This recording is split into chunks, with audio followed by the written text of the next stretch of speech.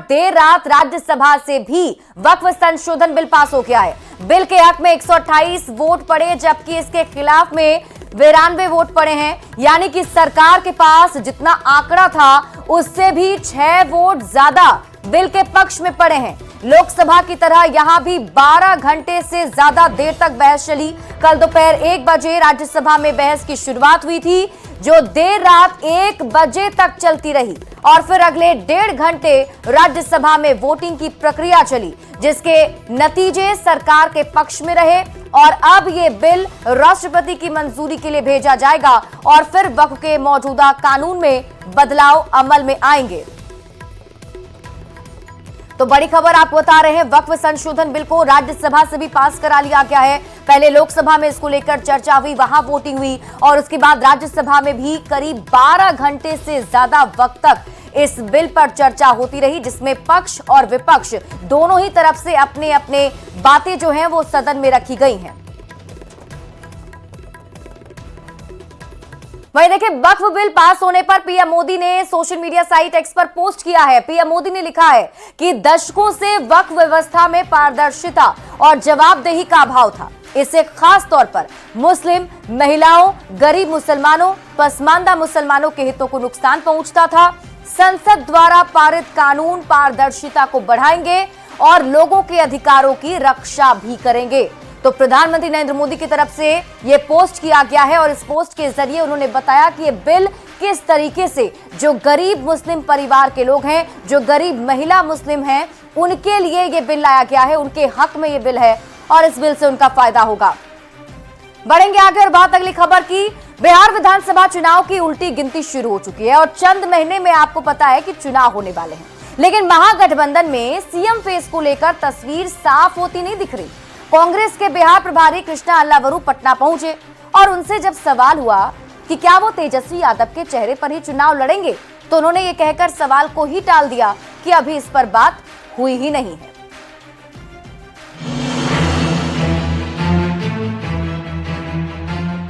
कर्नाटक के रहने वाले कृष्णा अल्लावरू इन दिनों बिहार में बार बार आ रहे हैं।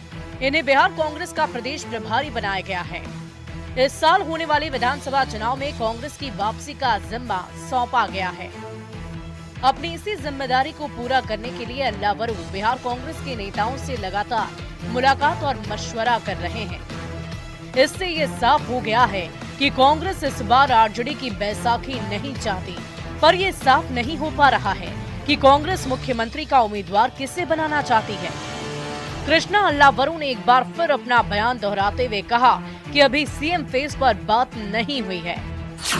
बिहार में अभी हम चुनाव पे फोकस कर रहे हैं और बिहार की जनता के मुद्दों पे ज़्यादा ध्यान जा रहा है हमारा, और उसी पे चर्चा हो रही है और उसी पे काम हो रहा है। शुक्रिया। आप लोग तेजस्वी यादव को मुख्यमंत्री का उम्मीदवार मानते हैं सर? अभी बातचीत शुरू नहीं हुई भैया, जब होगा तो आपको जरूर बताएंगे। ऑल इज वेल भैया। आरजेडी का दावा है कि सभी सहयोगियों के बीच सीएम फेस पर सहमति बन गई है। चुनाव तेजस्वी के नेतृत्व में ही लड़ा जाएगा। तेजस्वी जी जो परिवर्तनकारी राजनीति के कारक के तौर पर बिहार की जनता के, बिहार के लोगों के विश्वास को जीतने में सफल हुए हैं, उसके साथ सभी दल के नेता एक साथ चुनाव मैदान में जाने पर। और इस बार के विधानसभा चुनाव के लिए कांग्रेस जी जान से तैयारी कर रही है। कांग्रेस नेताओं ने ये साफ कर दिया है कि वो बिहार में बी टीम बनकर नहीं रहना चाहते, पर कांग्रेस की इस तैयारी में महागठबंधन के सहयोगी दलों का कोऑर्डिनेशन डगमगाता हुआ नजर आ रहा है। पटना से संवाददाता रवेश नारायण और धर्मेंद्र के साथ ब्यूरो रिपोर्ट न्यूज़ 18। और इसी बीच आपको बड़ी खबर पटना से बताएं, जहां कांग्रेस उपाध्यक्ष का पद देने के अलावा विधानसभा टिकट के नाम पर बड़ा फर्जीवाड़ा सामने आया है। राहुल गांधी के राजनीतिक सहयोगी कनिष्क सिंह के नाम पर शातिर ठगों ने पटना में कांग्रेस से विधायक प्रत्याशी रहे प्रवीण कुशवाहा और विधायक अशफाक आलम से ठगी की कोशिश की है, लेकिन शातिर अपने मकसद में कामयाब नहीं हो सके। कांग्रेस नेता के समर्थकों ने शातिरों में से एक को पकड़ लिया है। हालांकि दूसरा मौके से फरार हो गया। पकड़े गए शातिर का नाम रजत है। पुलिस ने आरोपी को गांधी मैदान थाना के एग्जीबिशन रोड स्थित एक होटल से गिरफ्तार किया है और पुलिस ने लिखित शिकायत के आधार पर केस दर्ज कर लिया। मामले की छानबीन शुरू कर दी गई है। के जो राजनीतिक सहयोगी हैं कनिष्का सिंह जी, कनिष्का सिंह, राहुल गांधी जी, आदरणीय नेता प्रतिपक्ष श्री राहुल गांधी जी के जो पर्सनल सहयोगी हैं कनिष्का सिंह जी, उनके नाम पे पार्टी में पद देने, उपाध्यक्ष पद और टिकट के नाम पे पैसे की बात कर रहे थे, जिनको हम लोगों ने पकड़ के दिया। उन्होंने 10 लाख का डिमांड किया था और होटल्स करने की बात कही थी। ये लोग पहले से भी कर रहे थे, कोई नई बात नहीं है। इन लोगों ने कबूला है। 6 महीने जो आज पकड़ा गया है वो खुद 6 महीने जेल में भी रहा हुआ अपराधी है। वो खुद इसी मामले में जानबूझ के कैसे ठगे? नहीं जा रहे थे हम लोग, तो ठगे नहीं जा रहे थे। हम लोग पकड़ने के लिए ये हम लोग सोचा कि अगर ये लोग ऐसे कर रहे हैं तो हम लोग ठगे नहीं जा रहे थे। हम लोग को उन लोगों के सामने ऐसा। और इसी बीच आपको बोकारो से बड़ी खबर बता दें, जहां नियोजन को लेकर विस्थापितों का आंदोलन जारी है और लाठीचार्ज में एक व्यक्ति की मौत हो गई, जिससे आक्रोश भड़क उठा। विस्थापितों ने आज बोकारो बंद का ऐलान किया है। जेएमएम, जेकेएलएम सहित कई पार्टियों ने बंद का समर्थन भी किया। नियोजन को लेकर विस्थापित आंदोलन कर रहे हैं और आपको बता दें कि कल उग्र आंदोलन हुआ था। पुलिस ने लाठीचार्ज भी किया था स्थिति को कंट्रोल करने के लिए। देर रात सेक्टर 4 थाना के पास आक्रोशित विस्थापितों ने बस में आग लगा दी थी और आज बंद का ऐलान किया गया है और इस बंद को जेएमएम, जेकेएलएम की तरफ से समर्थन भी मिला है। जेसीबी है और ट्रक है। और अब बात करेंगे बॉलीवुड से आ रही एक खबर की। अपने जमाने के सुपरस्टार अभिनेता और फिल्म निर्देशक मनोज कुमार का 87 वर्ष की उम्र में निधन हो गया है। उन्होंने मुंबई के कोकिलाबेन धीरूभाई अंबानी अस्पताल में अंतिम सांस ली है। मनोज कुमार को देशभक्ति फिल्मों और भारत कुमार के नाम से खास पहचान मिली थी। मनोज कुमार अपनी देशभक्ति फिल्मों के लिए भी जाने जाते हैं। मेरे देश की धरती, सोना उगले और भारत की बात सुनाता हूं जैसे गानों से देश का बच्चा बच्चा इन्हें पहचानता है। मेडिकल रिपोर्ट के मुताबिक भारत कुमार के नाम से मशहूर अभिनेता ने सुबह 4:03 पर अंतिम सांस ली है। उनके निधन की वजह दिल का दौरा बताया जा रहा है और उनके निधन से पूरे बॉलीवुड गलियारे के साथ साथ उनके फैंस के बीच में भी शोक की लहर है। और देखिए, पीएम मोदी ने भी पोस्ट करके दुख व्यक्त किया है, जिसमें उन्होंने लिखा कि मनोज कुमार जी के निधन से बहुत दुख हुआ है। वे भारतीय सिनेमा के प्रतीक थे। मनोज कुमार को लेकर पीएम मोदी का ये पोस्ट, उन्होंने लिखा कि उनकी देशभक्ति के जोश के लिए उन्हें हमेशा याद किया जाता रहेगा, जो उनकी फिल्मों में भी झलका करता था। महान अभिनेता और फिल्मकार मनोज कुमार के निधन पर पीएम मोदी ने पोस्ट किया है। मनोज जी के कामों ने राष्ट्रीय गौरव की भावना को जगाया और वे पीढ़ियों को भी हमेशा से प्रेरित करते रहेंगे। इस दुख की घड़ी में मेरी संवेदनाएं उनके परिवार के साथ हैं।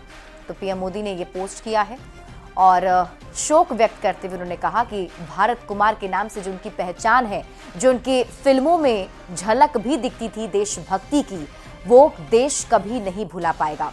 आपको बता दें कि 87 साल की उम्र में उनका निधन हुआ है। 2015 में दादा साहब फाल्के पुरस्कार उन्हें मिला था। 1992 में पद्मश्री से भी सम्मानित किए जा चुके थे मनोज कुमार। अपनी देशभक्ति फिल्मों के लिए वो जाने जाते रहे हैं।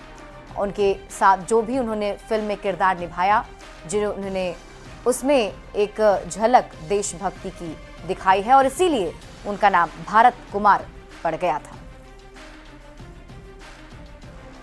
अनफॉर्चुनेटली मेरे फादर मनोज कुमार जी का देहांत हो गया है आज सुबह 3:30 बजे कोकिला अंबानी हॉस्पिटल में। वो अस्वस्थ थे काफ़ी टाइम से, बड़ी शिद्दत से उन्होंने हर चीज़ का मुकाबला किया है और भगवान की कृपा है, शिरडी बाबा की दया है कि वो चैन से आराम से इस दुनिया से गए हैं। कल सुबह उनका क्रेमेशन होगा।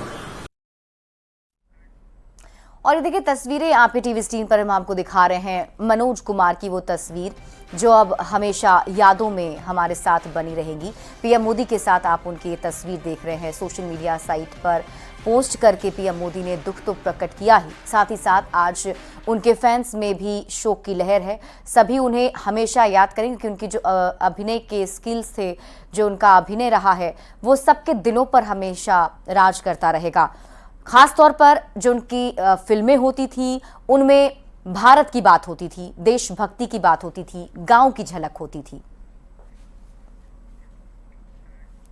बढ़ते हैं आगे और बात अगली खबर की। गर्मी का मौसम आते ही आग की घटनाएं बढ़ गई हैं और इस बीच दरभंगा से बड़ी खबर सामने आई, जहां कुशेश्वर स्थान थाना क्षेत्र के भटवन और मधुवन गांव में भीषण आग लग गई। घटना में करीब 100 घर जलकर खाक हो गए हैं और करीब 5 घंटे बाद भी आग पर पूरी तरीके से काबू नहीं पाया जा सका। आग की लपटें इतनी तेज थी कि ग्रामीणों का कोई सामान नहीं बच पाया है। ये तस्वीरें आपके टीवी स्क्रीन पर आपको दिखा रहे हैं। 2 तस्वीर, पहली तस्वीर उस वक्त की है जब आग लगी थी और दूसरी तस्वीर उस वक्त की जब आग के बाद ये मंजर सामने आया। शॉर्ट सर्किट या चिंगारी से आग लगने की आशंका जताई जा रही है। जो लोग यहाँ पर हैं वो हताश हैं, परेशान हैं, क्योंकि उनका घर जलकर खाक हो गया। मधुबन और भटवन गांव में आग लगी है, जिसमें भटवन गांव पूर्ण रूप से लगभग में सुहा हो चुका है और मधुबन गांव के कुछ अंश सुहा हुआ है, मतलब जल के राख हो गया है, कुछ नहीं बचा। और हमारे साथ न्यूज 18 संवाददाता विपिन कुमार दास जुड़ चुके हैं। विपिन, क्या अपडेट मिल पा रहा है? क्योंकि जिस तरीके से हम देख पा रहे हैं 100 घर जलकर खाक हो गए, कितने का नुकसान और क्या प्रशासन की तरफ से कोई मदद?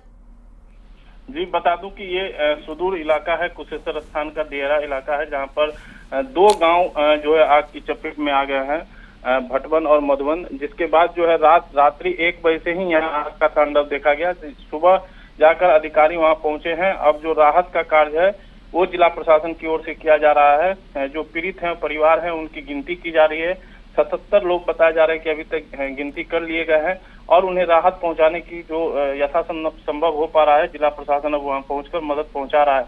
लेकिन जिस तरह से 100 घर से ऊपर घर जलकर राख हो गया है, काफी ज्यादा त्रासदी उस गांव में रात्रि से हुआ है। जी बिल्कुल विपिन, और जिस तरीके से गर्मी बढ़ती जा रही है, वैसे में अगलगी की घटनाएं काफी ज्यादा बढ़ गई हैं, तो क्या प्रशासन की तरफ से कोई जागरूकता अभियान चलाने की भी कोशिश है कि ताकि लोगों को जागरूक किया जा सके? लगातार अग्निशमन के अधिकारी हो, रैंक के अधिकारी हर एक गांव में जाकर जागरूकता अभियान चला रहे हैं। लेकिन इस बार जो इस महीने में ही बता दें तो कई ऐसे गांव हैं जहां अगलगी की भीषण घटना घटी है। तो जागरूकता के बावजूद भी ऐसी घटनाएं सामने आ रही है। चूंकि जो खाना बनाने से लेकर सारी परहेज किया जा रहा है, लेकिन जो आग की चिंगारी है वो ट्रांसफार्मर या बिजली के तारों। ठीक है विपिन, आप इस खबर पर नजर बनाए रखिए। शुक्रिया इस अपडेट के लिए। मोतिहारी से आपको इस वक्त की बड़ी खबर बताते हैं, जहां फेनहारा के जमुनिया गांव में भीषण आग लग गई है और आग में जलकर एक घर पूरी तरह खाक हो गया है। हादसे में घर में रखी 9 बाइक और एक कार सहित करीब 25 लाख रुपए की संपत्ति जलकर खाक हो गई। आशंका ये जताई जा रही है कि चिंगारी या फिर शॉर्ट सर्किट की वजह से आग लगी थी। ये तस्वीरें आपकी टीवी स्क्रीन पर आपको दिखा रहे हैं उस घर की, जहां देखिए किस तरीके से आग बुझाने का काम किया जा रहा है। लेकिन बताया जा रहा है कि इसमें कई बाइक, एक कार और 25 लाख रुपए की संपत्ति जलकर खाक हो गई है। फटाका बजाले कौन भाई? बराती वाला। अबे का नुकसान भरते कौन है? और सिर्फ मोतिहारी नहीं बल्कि भागलपुर के इसाकचक थाना क्षेत्र के लालूचक में भी एक घर में आग लग गई। आग लगने से घर में रखा सारा सामान जलकर खाक हो गया है। शॉर्ट सर्किट से आग लगने की आशंका जताई जा रही है। घटना की सूचना मिलने के बाद मौके पर पहुंची फायर ब्रिगेड की टीम ने स्थानीय लोगों की मदद से 2 घंटे की कड़ी मशक्कत के बाद आग पर काबू पाया है। आग लगने की इस घटना में तकरीबन 5 लाख रुपए का नुकसान बताया जा रहा है। तो हम दौड़ के आए तो देखे पूरा यहाँ पे भगदड़ मच रहा था। उसके बाद जो है काफी देर के बाद हम पूरा आग बुझाने में गिर पड़ के देखे पूरा। ठीक है, बहुत भयानक। 2 सिलेंडर था, एक सिलेंडर इधर फेंके, एक सिलेंडर इधर फेंके। ठीक है, कैसे आग लगी ये तो नहीं पता। मेरा मित्र हमको कॉल किया कि भैया आपके मोहल्ला में जो है आग लग गया है, हम आपके पास आ रहे हैं मिलने। बुझाने में कितना देर लगा? काफी 1.5 घंटा। देखिए, गर्मी बढ़ते ही बिहार में अगलगी की घटनाएं बढ़ने लग जाती है। मुजफ्फरपुर में एक महीने के अंदर 200 से ज्यादा अगलगी की घटनाएं घट चुकी हैं और खासकर गेहूं की फसल में आग लगने के मामले बढ़ गए हैं। हालांकि मुजफ्फरपुर जिला अग्निशमन विभाग अलर्ट मोड पर है, लेकिन ये सिर्फ मुजफ्फरपुर की बात नहीं है।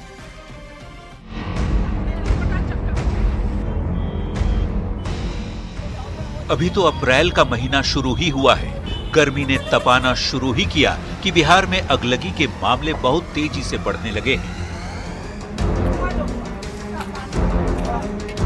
बुधवार को वैशाली के पटेढ़ा जयराम गांव के मुसहरी टोली में शॉर्ट सर्किट से भीषण आग लगे। देखते ही देखते 15 घर जलकर खाक हो गए और लाखों का सामान स्वाहा हो गया। बुधवार को ही बेगूसराय रिफाइनरी थाना क्षेत्र के हेरपुर के पास बाड़ी की दुकान में भयंकर आग लग गई। कुछ ही देर में दुकान में रखा सामान धू धू कर जल गया। ये तो चंद घटनाएं हैं जिनकी तस्वीर बुधवार को हमारे पास आई। ये जानकर आप हैरान हो जाएंगे कि मुजफ्फरपुर में एक महीने में 200 से ज्यादा अगलगी की घटनाएं हो चुकी हैं। खासकर गेहूं की फसल में आग लगने के मामले बढ़ गए और ये हाल सिर्फ एक मुजफ्फरपुर का नहीं है, बल्कि बिहार के कई जिलों में ऐसी ही स्थिति है। फसल पक चुका है, किसान गेहूं की कटनी भी शुरू कर चुके हैं और कई जगह पर थ्रेसिंग का भी सिलसिला शुरू हो चुका है। ऐसे में अग्निशमन विभाग अलर्ट मोड में है और किसानों को भी विशेष रूप से जागरूक किया जा रहा है। गेहूं की फसल पक कर तैयार है। एक छोटी भूल किसानों के महीनों की मेहनत को बर्बाद कर देती है। अगलगी से सैकड़ों एकड़ गेहूं की फसल जलकर राख हो जाती है। मुजफ्फरपुर जिले के अग्निशमन विभाग अलर्ट मोड पर है और किसानों से विशेष अपील भी की जा रही है। लेकिन सवाल है कि क्या पूरे राज्य में बढ़ती अगलगी की घटनाओं को लेकर पुख्ता तैयारी है? मुजफ्फरपुर से संवाददाता प्रियांक सौरभ के साथ ब्यूरो रिपोर्ट। और इसी बीच आपको बड़ी खबर भागलपुर से बताएं, जहां गोलीबारी में 2 युवक की मौत हो गई है। घटना नगछिया के रंगरा थाना के भवानीपुर गांव में गोलीबारी में 2 युवक की मौत हो गई। मृतक की पहचान भवानीपुर के शुभम मिश्रा और करण कुमार के रूप में हुई है। बताया जा रहा है कि दोनों युवक गांव के काली मंदिर परिसर में अपने दोस्तों के साथ बैठे थे। इसी दौरान गोलीबारी हुई, जिसमें दोनों युवक की जान चली गई है।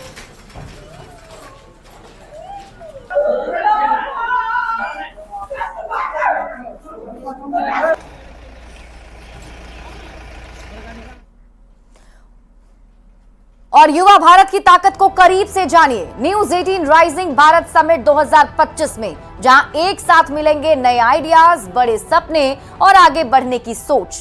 ये मौका है दुनिया के सबसे बड़े एक्सपर्ट से सीखने का। 8 और 9 अप्रैल को भारत मंडपम नई दिल्ली में। आप भी इसका हिस्सा जरूर बने। आज ही रजिस्टर करें।